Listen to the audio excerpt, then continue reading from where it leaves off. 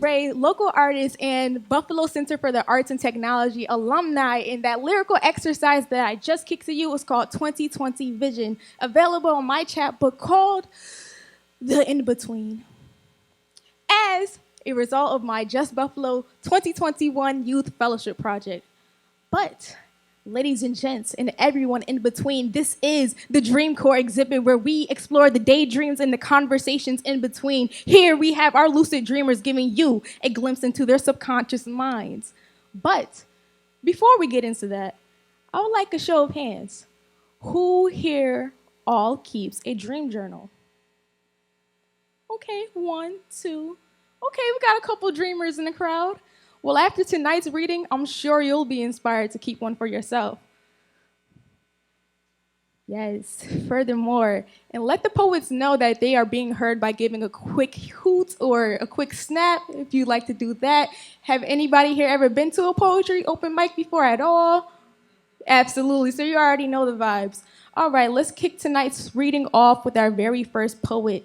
The first reader will be Bella. She is a multifaceted artist and active on her art Instagram. She is going into her senior year as an art major at the Buffalo Arts Academy. Bella's an inspiring poet and loves to perform.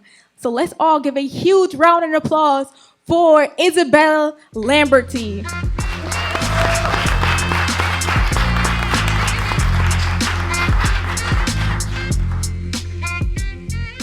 Hi guys. So my poem is titled, I Was Told My Soulmate's Name in a Letter Once. I spilled the contents of my purse on the floor and cried because you weren't in there. And there in the pile is my lipstick-stained napkin. Buried from the fight, I thought you took that back. There in the pile is a letter I wrote last spring. Ripped open by time, I took it back from you. Even in paraphrase, love, you're still the eye in my flower, me the flower in your eye, and there are still parts of your name that I don't remember. I hope it doesn't show. But we hold on to old magazines, springs we cried in, dried up flowers, liars we lie with, because dresses with wine-stained veils, because it's not time for us to go. I hope it doesn't show. The silhouettes of you are on my bed, your etched-in initials all over my head. Your face still appears in what some call dreams. But this world is just as feisty as a dream, just as mad as I ever was for you. And there are parts of your name that I still don't remember. I haven't a single clue. But for all that is plated in gold, much more lies awake in silver. I'm not the enemy you knew. I'm less of what I was this morning, more of what I tried to hold on to.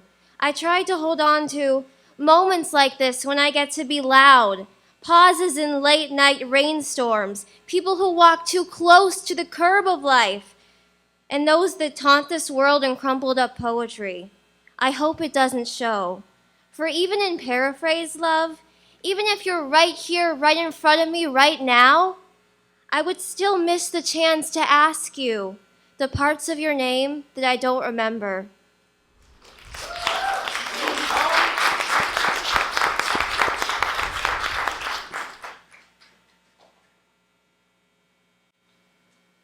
Let's give it up for Isabella. Hey. Dreams, dreams, dreams. All right, our next poet coming up is Daria. She is a student at the Buffalo Center for Arts and Technology. She is also a part of the mural club there. Daria Zulqarnain. Come on up here and let's all give her a big round of applause.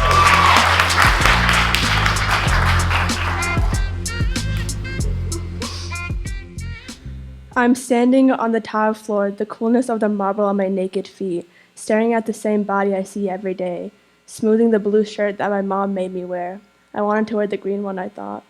I sigh, looking at my reflection staring me down. Mom and Dad already left for work, leave me once again to get to school by myself. I grab my bag with the phone in it, the screen lighting up to reveal the time. I'm gonna be late, I muttered to myself as I hurry out the door. My feet pounding the pavement, trying to get to the bus stop. It's always so eerie in the neighborhood. There's never any cars in the driveway. I feel the vacant nothingness on the streets every day. I'm used to it, I suppose. It's hard experiencing anything other than constant void. Charging to get to the bus stop, I spot the older kids. They have a look of dread in their eyes, their mouths never covering up, always looking at the floor, like fearing to wait for something. I smile shyly at them. They don't return it back. We all get on the bus. I show the driver my card and she nods her head. I sit on the seat nearest the window. I put my headphones on and watch the outside pass by in a blur. When we get to school, I stride to class, headphones still on my ears. Entering into the classroom quietly as I can, sitting next to my friend Zane. His eyes follow my movements as I sit. I nod at him while taking my headphones off and shifting my gaze to the teacher.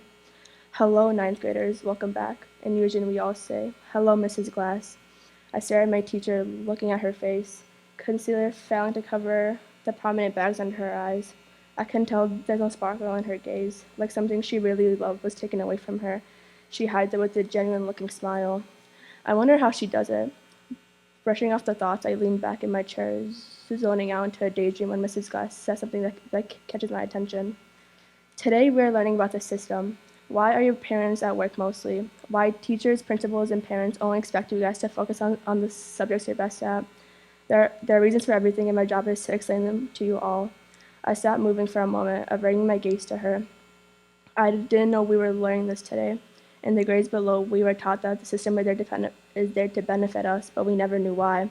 I always wanted to know why my parents would wake me up for school and immediately rush out the door.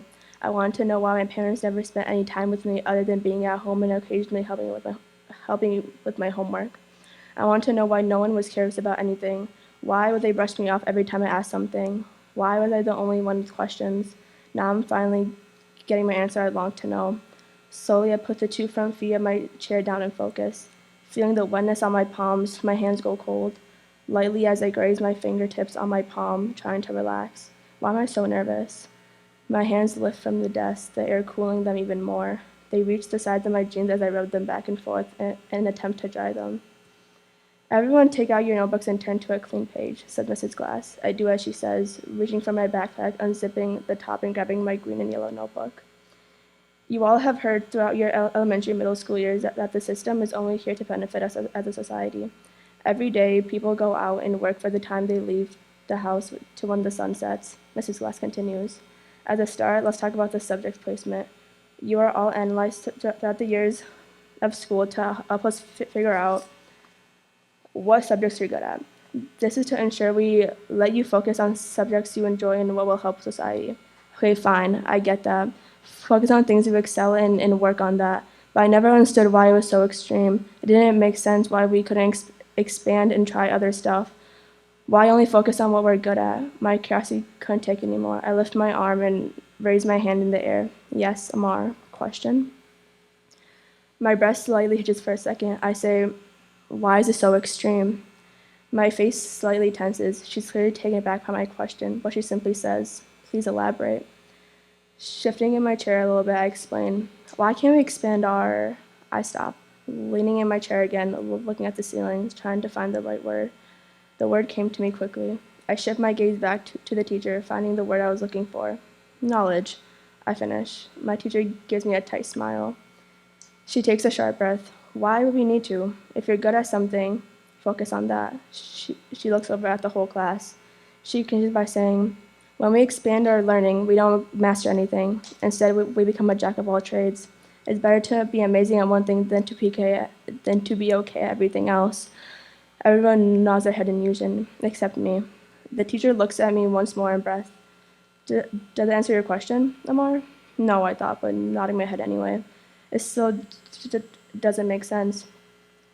Every adult I've met looks so tired and worn out. They specialize in subjects they enjoy, yet there's no trace of enjoyment in their face. Everyone tries to hide it under that stupid smile.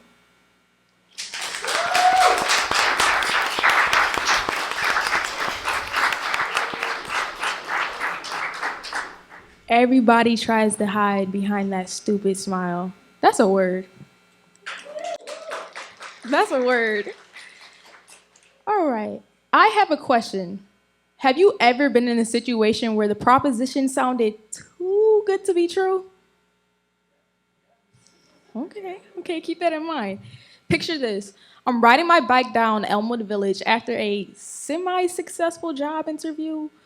After answering the interviewer's various questions, she closed out our meeting with so we'll call you back to let you know if you have the position or not. All right, take care. As I'm riding my bike away from my potential employer, a feeling of despair came upon me. I'm thinking, here I am, a newly high school graduate who's been job hunting for the past month, without any experience, without a car, but when will one of these jobs just give me a break and hire me already?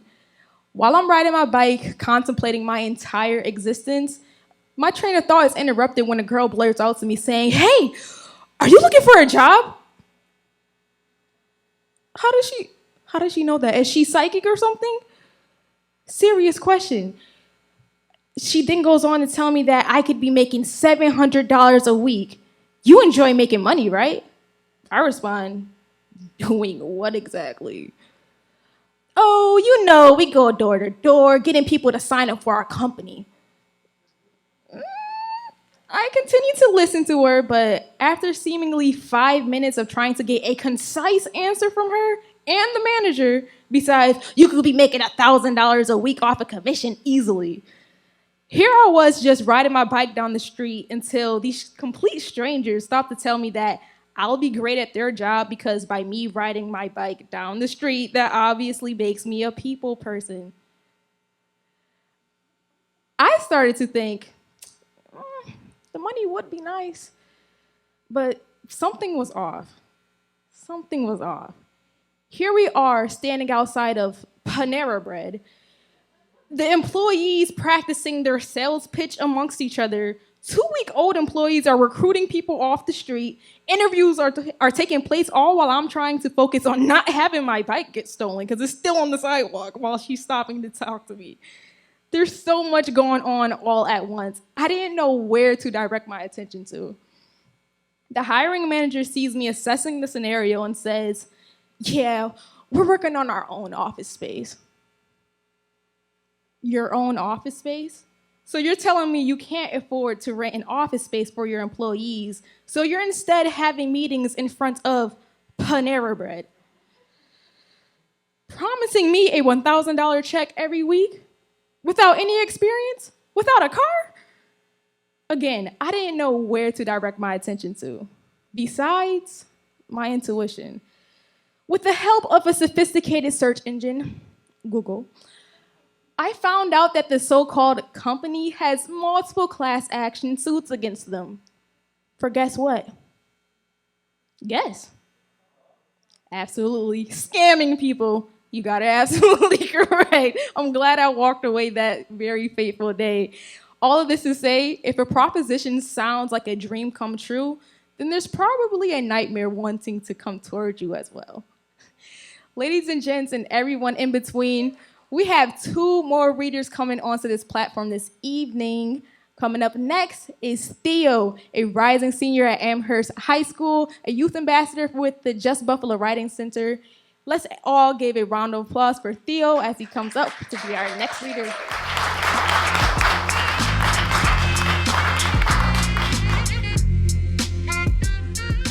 Thank you, Millie. Just a reminder that Just Buffalo has information and free notebooks, I believe, in the around the gallery. This is Hypnopompic Lullaby. Perhaps I saw it in her eyes. Not pretty eyes, not green, rimmed with blue, but bloodshot as in shot with blood. Blood red, bloodshed, reloaded, shot again, solid flame in my hand. Your whiskers whispered elegies and ascensions, and I thought I heard an apotheosis, but I wasn't sure. I can't remember quite what I'm searching for, but I know it's real, and I know she can't be.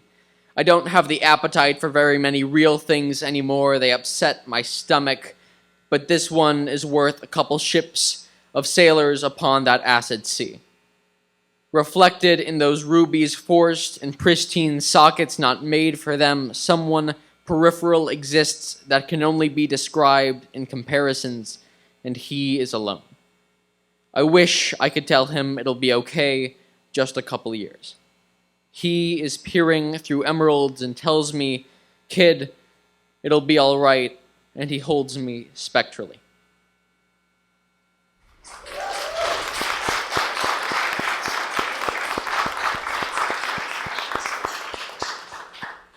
And this is Reaper as Irrevocable Record.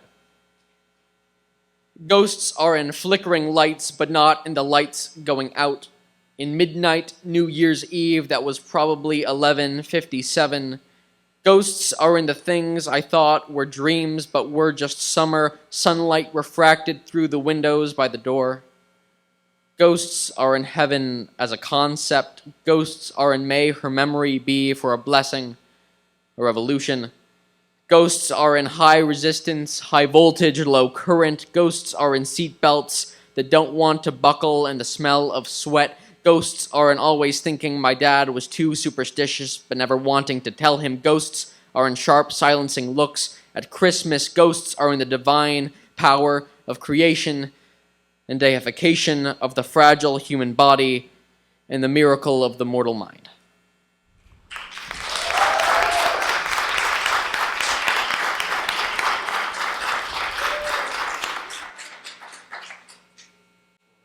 Give another round of applause for Theo Bellavia-Frank. Yes.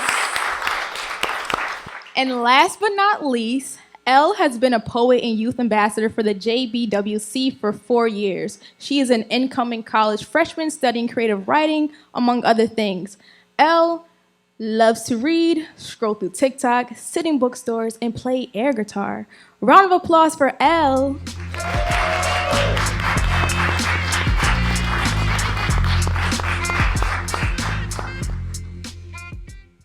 Hi, I have 3 very short poems today. Driving through the suburbs and daydreaming. I don't know where I am, body limp, clinging to gravity, hemorrhaging time. Everyone here is running from something, collecting interest on borrowed time. It looks like deja vu, but smells like a hospital. Capsized boats are kissing the ceiling, but we swim within the realm of logic, with candy stripers in scuba gear and doctors with walrus faces. My mother always said it was rude to stare. I grew up without realizing it meant co-parenting a democracy or waking one morning to find a whale on your couch and shrugging your shoulders. That's life. Everyone here is running from something. A floating ocean can be the least of your worries.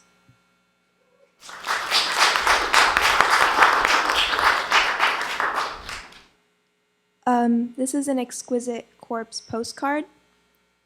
Dear sweetheart, I wish you were here in this tacky bar. Severe storm warning.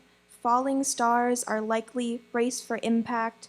While here, a traveling salesman approached me with a homemade pamphlet in his hand. He asked me, "What are you doing there?" Standing still. I answered, of course, because you never know which sunset may be your last. In the distance, a tree fell and made no sound. I walked away from him thinking, we must truly be alone in this universe, so it's a jolly good thing that I've got you. Sincerely, the Man in the Moon.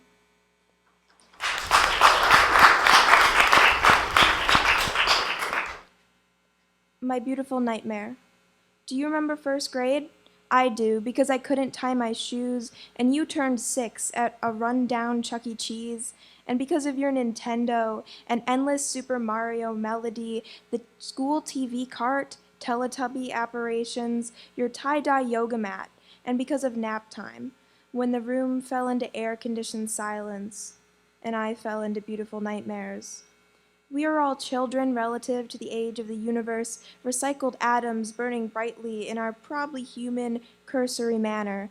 I think I remember being born to a spotless sky, but I also remember the weeping trees at your funeral. I thought you were pretty, all lifelike, with stardust in your eyes, but just a note for the next time, you might reconsider the animatronic mouse. In first grade, subtraction seemed counterintuitive, and I never got a hang of wrangling time, which ebbs and flows in 4D, popping up in the strangest of places, usually Chuck E. Cheese. I see you there, grinning till your face might break. Do you remember first grade? We were growing fast, our dreams growing faster. Do you remember popcorn ceilings and primary colors? 8 planets spinning, the ceiling distorting gravity, solar systems exploding behind our eyelids? I don't really care if it never happened, if we never happened, because I knew you. Do you remember first grade? I remember you, growing fast, making paper crowns for arthropodal windowsill corpses.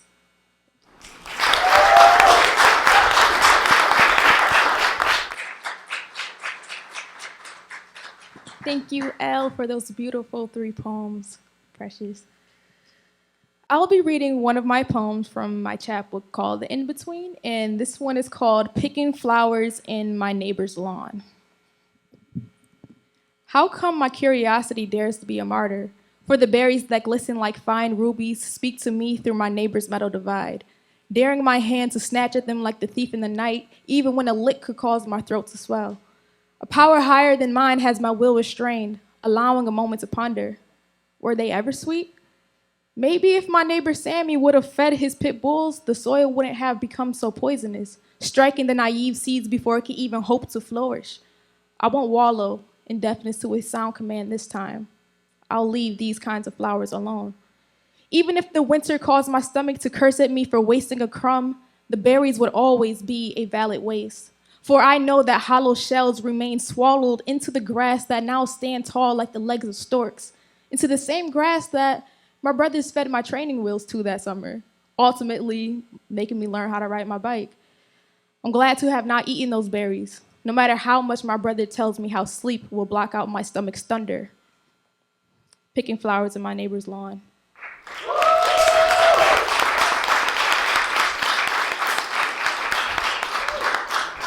Some artwork on the side.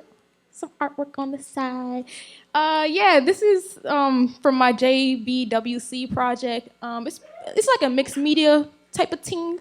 Thank you. Full of poetry and song lyrics that kept me sane all throughout 2020. So yeah. These are also available for purchase. I have some limited copies, so if you're interested in snagging a copy of your own, just find me afterwards or speak to Kevin or Matt, and yeah, so you can have one for your own. I want to give a huge thank you to everybody that came out tonight. You guys were a wonderful crowd, so give an applause for yourself. Yeah. I want to say thank you to all the Just Buffalo readers that came up to share their wonderful poetry. Yeah! Thank you to Kevin for coordinating this. Yeah, he's one of the BCAT people, you know? And you guys are pretty... Who's all in this crowd? It's mainly BCAT individuals, am I correct? Yeah, so this is the home base. So yeah, thank you everybody for coming out tonight. You were a wonderful crowd. Thank you again, and I hope you enjoy the rest of your night.